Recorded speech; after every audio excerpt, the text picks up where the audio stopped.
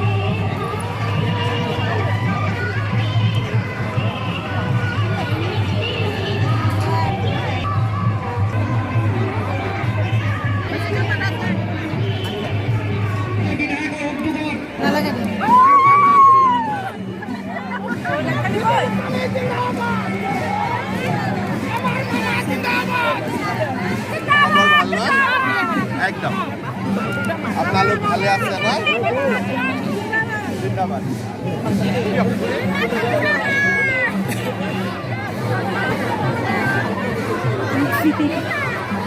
আমাৰ ভয় না কইলো